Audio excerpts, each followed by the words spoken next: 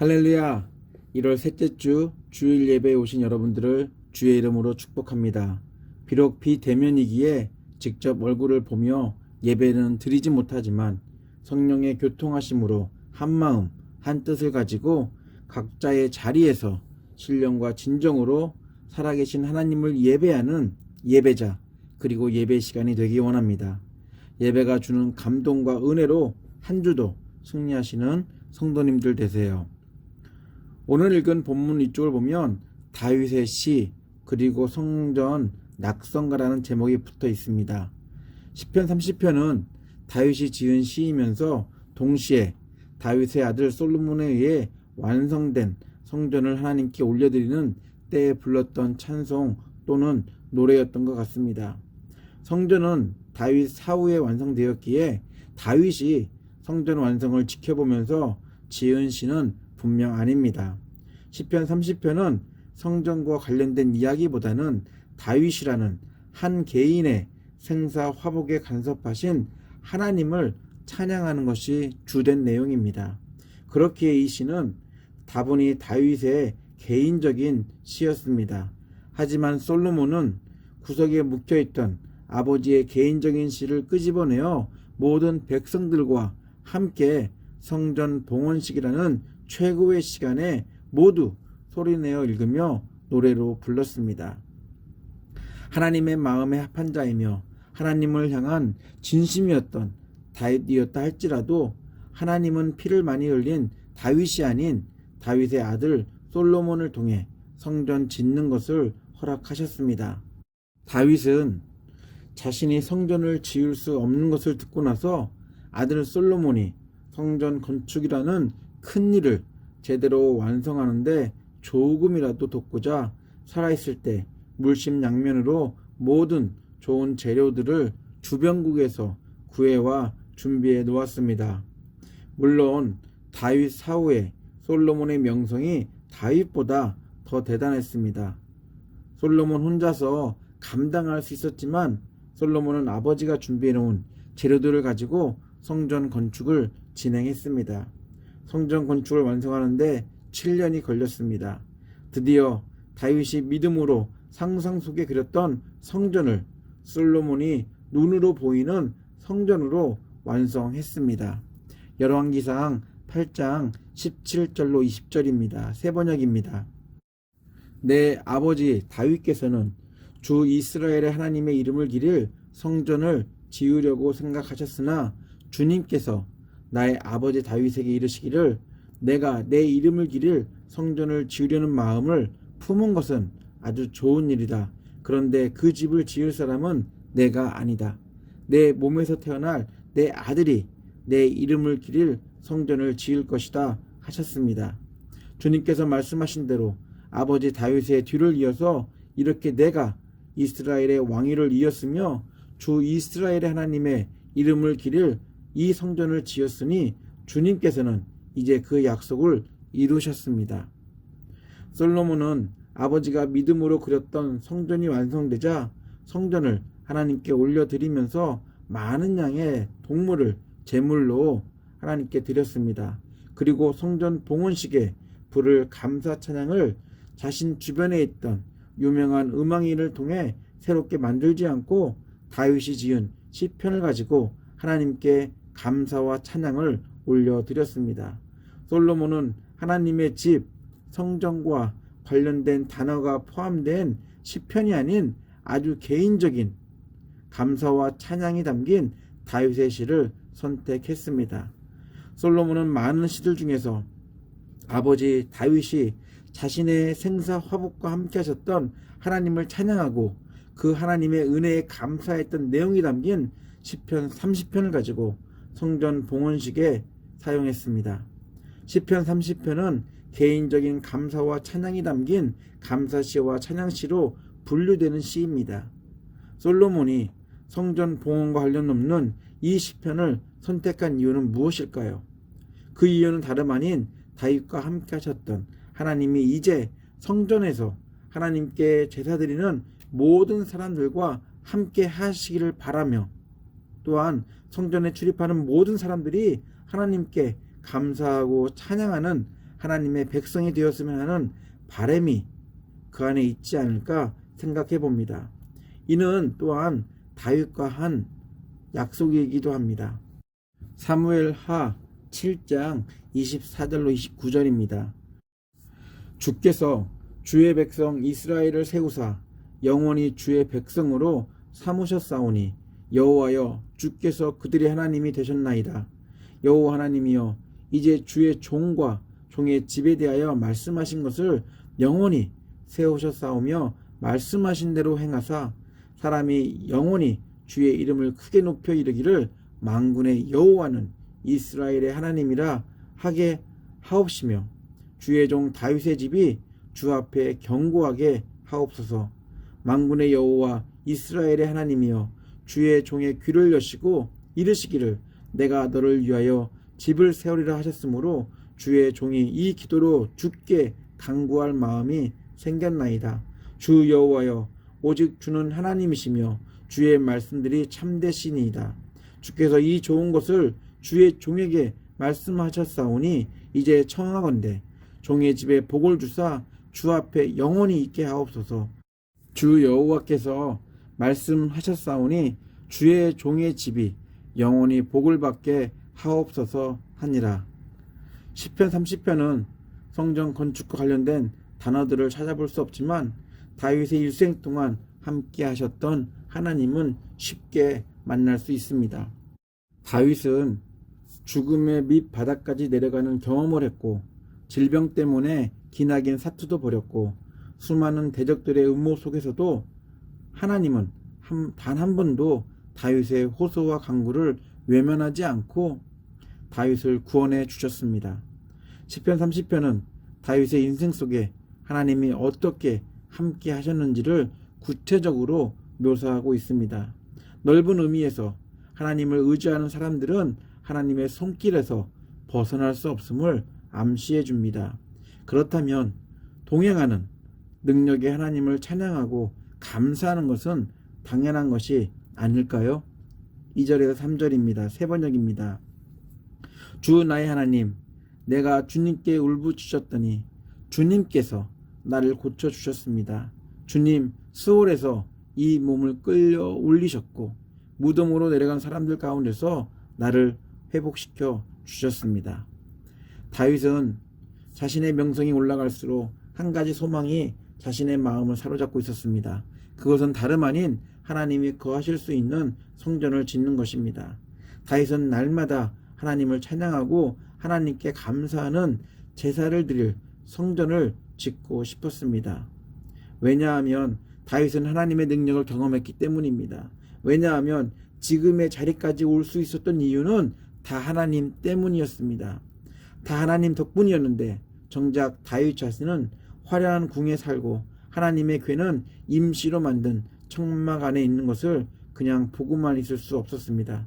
그래서 다윗은 하나님의 성전을 이스라엘 백성뿐 아니라 세상 사람들이 보란 듯이 화려하고 멋지게 짓고 싶었습니다. 그러나 하나님은 다윗의 간절함을 허락하지 않았습니다. 그러나 하나님은 다윗의 아들을 통해 성전을 지을 수 있게 한다는 약속을 하셨습니다. 사무엘하 7장 12절로 13절입니다. 내 수완이 차서 내 조상들과 함께 누울 때에 내가 내 몸에서 날 내 씨를 내 뒤에 세워 그의 나라를 견고하게 하리라. 그는 내 이름을 위하여 집을 건축할 것이요 나는 그의 나라 왕위를 영원히 견고하게 하리라. 다윗은 성전 건축 자신이 할 수 없는 일임을 하나님께 듣고 나서 성전 짓고자 하는 생각을 내려놓고 대신 자신의 무능함이 밝혀지는 여러 상황들을 드러내면서까지 하나님이 하신 일을 찬양하고 높여드리며 감사하는 하나님의 살아계심을 보여주는 것을 멈추지 않는 삶을 살았습니다. 솔로몬은 아주 가까운 거리에서 아버지의 롤러코스터와 같은 굴곡 인생을 받습니다. 솔로몬은 아버지가 지은 시를 읽으면서 아버지 하나님을 결코 잊을 수 없었습니다. 결국 아들 솔로몬에 의해 다윗의 소망이었던 성전이 완성되자 솔로몬은 아버지 다윗의 시 중에 하나 아버지가 그렇게 하나님께 하고 싶었던 찬양과 감사가 담긴 시편 30편을 성전 봉헌과 함께 참석했던 모든 사람들과 함께 그 시를 읽으며 공유했습니다. 개인적인 감사와 찬양의 시가 하나님의 백성이 하나님이 계신 성전에서 하는 감사와 찬양의 내용이 되었습니다. 시편 30편은 솔로몬의 성전 봉헌 이후로 성전 앞에 나온 사람들이 지금까지 어떠한 삶을 살았든지와 상관없이 인도하시고 보호해 주시는 살아계신 하나님을 찬양하고 감사하며 부르는 노래가 되었습니다. 그렇다면 저희를 성전 삼아 주시고 날마다 하나님을 예배하는 예배자로 불러주신 하나님을 찬양하고 하나님께 감사하는 시편 30편이 다윗의 고백을 넘어 성전 낙성시에 부르는 노래를 넘어 저희들의 신앙 고백이 되어야 할 것입니다. 그리고 저희들의 감사와 찬양의 가사가 되어야 합니다. 구약시대 사람들은 성전 앞에 올 때만 불렀지만, 그래서 성전 낙성가로 명명되었지만, 지금 저희들은 어디에 있든 무엇을 하든 하나님의 거룩한 성전으로서 시편 30편을 소리쳐 불러야 할 것입니다. 하나님을 찬양하고 하나님께 감사하는 것 너무 잘 알고 있지만 솔직히 저희들 인생은 찬양하고 감사할 만큼 넉넉하지 않다고 생각합니다. 저희들의 삶을 인도하시고 보호해 주신 살아계신 하나님을 찾을 만큼 여유롭지 않다고들 생각합니다. 대신 저희들은 불안하고 두렵고 낙심과 자들이 철철 넘치는 불행한 인생 앞에 가로막혀 있는 것만 뚫어지게 어떻게 하면 이를 뚫고 나갈 것인지만 생각하며 그것들만 바라봅니다.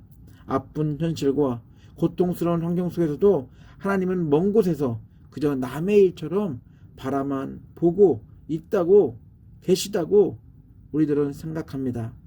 다른 사람들은 축복 속에 사는데 유독 나만 그렇지 않은 것처럼 느끼기도 합니다. 11절을 보면 다윗 역시 자신의 상황에 대해 통곡 속에 있고 슬픔을 상징하는 상복을 날마다 입고 있다고 표현합니다.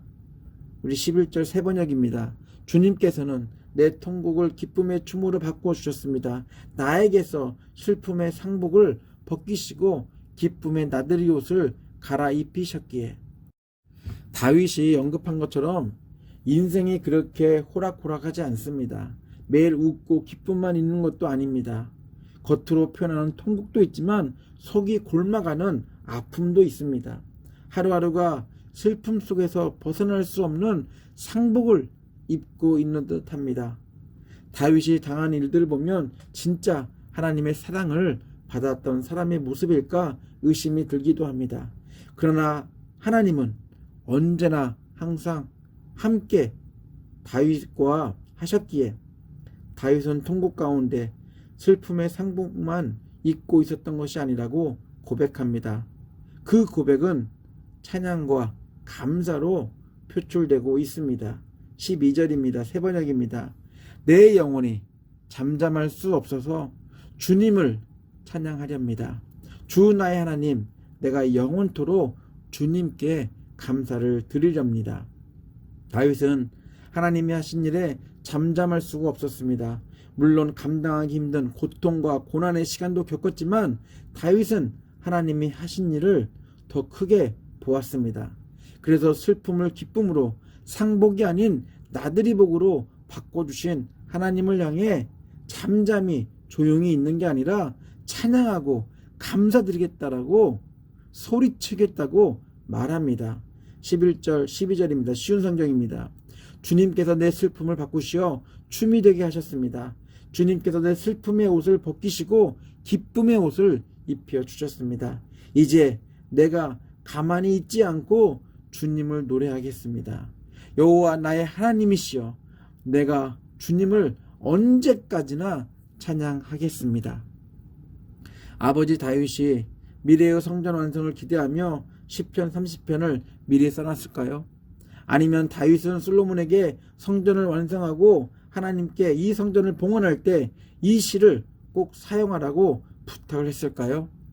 솔로몬도 시를 쓸 줄 아는 사람이고 주변에도 멋진 창작을 할 수 있는 인물들이 있을 텐데 굳이 다윗의 시를 성전 봉헌에서 부를 찬양으로 선택했을까요? 솔로몬은 성전을 완성하고 하나님께 그 성전을 봉헌할 때 아버지의 희노애락 속에 함께 하셨던 하나님, 그리고 그 하나님을 찬양하고 그 하나님께 감사드리는 시편 30편을 선정해 살아계신 하나님이 계시는 성전에서 불러야 할 찬양으로 선택했던 것 같습니다. 시편 30편 안에는 성전과 관련된 단어는 찾아볼 수 없지만 능력의 하나님은 분명 존재합니다. 예수의 등장에 사람들은 잠잠할 수 없었습니다. 왜냐하면 예수는 주님의 이름으로 오시는 왕이셨기 때문입니다. 그래서 사람들은 조용히 예수를 맞는 대신 기쁨과 흥분을 가지고 소리쳤습니다. 바리새인들은 그들의 외침에 책망했습니다. 예수는 자신에 대해 소리치는 것을 책망하는 사람들에게 이렇게 대답하셨습니다. 누가복음 19장 37절로 40절입니다. 세 번역입니다. 예수께서 어느덧 올리브산의 내리막길에 이르셨을 때에 제자의 온 무리가 기뻐하며 자기들이 본 모든 기적을 두고 큰 소리로 하나님을 찬양하면서 말하였다. 복되시다. 주님의 이름으로 오시는 임금님. 하늘에는 평화, 지극히 높은 곳에는 영광. 그런데 무리 가운데 섞여있는 바리새파 사람 몇이 예수께 말하였다. 선생님, 선생님의 제자들을 꾸짖으십시오. 그러나 예수께서 대답하셨다. 내가 너희에게 말한다. 이 사람들이 잠잠하면 돌들이 소리 지를 것이다. 하나님의 아들이 이 땅에 오심에 사람들은 가만히 잠잠히 있을 수 없었습니다. 사람들의 입을 막는다면 생명이 없는 돌들이 나서서 소리를 지를 것이다라고 예수는 말합니다. 이처럼 하나님의 하신 일에 반응하는 것은 당연한 것입니다. 저희들은 무엇 때문에 여전히 잠잠하고 있는지요? 먹고 사는 문제 때문인가요? 저희들은 무엇을 가지고 무엇 때문에 목소리를 높이고 있나요? 저희들의 목소리는 어떤 것에 민감한가요? 하박국 선지자는 저희와 똑같은 인생을 살았지만 어느 부분에서 저희들의 목소리를 높여야 하는지 너무 절박하게 표현했습니다. 하박국 3장 17절로 20절입니다. 세 번역입니다. 무화과 나무에 과일이 없고 포도나무에 열매가 없을지라도 올리브 나무에서 딸 것이 없고 밭에서 거두어 드릴 것이 없을지라도 우리의 양이 없고 외양간에 소가 없을지라도 나는 주님 안에서 즐거워하련다. 나를 구원하신 하나님 안에서 기뻐하련다. 주 하나님은 나의 힘이시다. 나의 발을 사슴의 발과 같게 하셔서 산등성이를 마구 치닫게 하신다. 하박국 선지자의 외침이 저희들의 고백이 되기 원합니다. 다윗의 찬양과 감사가 저희들의 외침이 되기 원합니다. 은혜와 사랑에 잠잠하지 않고 소리치는 저희가 되기 원합니다. 있고 없음에 따라 목소리를 높이거나 목소리를 낮추는 것이 아니라 하나님이 있음에 잠잠하지 않는 저희들이 되기 원합니다. 예수를 보내주시고 구원의 은혜를 주신 것만으로도 감사하고 찬양하는 저희들이 되기 원합니다. 은혜와는 거리가 먼 저희들에게 먼저 다가오셔서 은혜를 주신 하나님, 죄로 인해 사라진 감격을 다시 회복시켜 주신 그 하나님의 사랑, 우리는 이것 때문에 잠잠하지 않고 하나님께 감사와 찬양을 올려드리는, 소리치는 저희들이 되어야 할 것입니다. 저희들이 소리치는 이유는 물질도 건강도 명예도 성공도 아닌 바로 하나님 안에 저희가 있기 때문입니다. 눈으로 몸으로 보고 느껴지는 것에 반응을 해야겠지만 살아계신 하나님과 항상 함께 동행하고 있는 성전 삼아주셨음에 하나님께 감사하고 찬양하는 성도가 된다면 복된 인생을 살 수 있을 것입니다. 이제부터 하나님 은혜, 하나님 사랑에 잠잠하지 마시고 슬픔을 기쁨으로, 상복을 나들이 복으로 입혀주신 그 하나님을 날마다 찬양하고 감사하는 성도님들 되시기를 예수 이름으로 축원합니다. 같이 기도합니다. 주 예수 그리스도의 놀라운 은혜와 하나님의 아낌없는 사랑과 성령의 친밀한 사귐이 현실을 보며 먹고 마시는 것에 국한되어 외치거나 잠잠한 것이 아니라 하나님이 저희들 인생 속에서 하시는 일에 대해 잠잠하지 않고 찬양과 감사하는 삶을 살기로 결단한 예배자들 위해, 그리고 가족들과 사업체와 옥빌 한인교회 위해 함께 하시기를 간절히 축원하옵나이다. 아멘.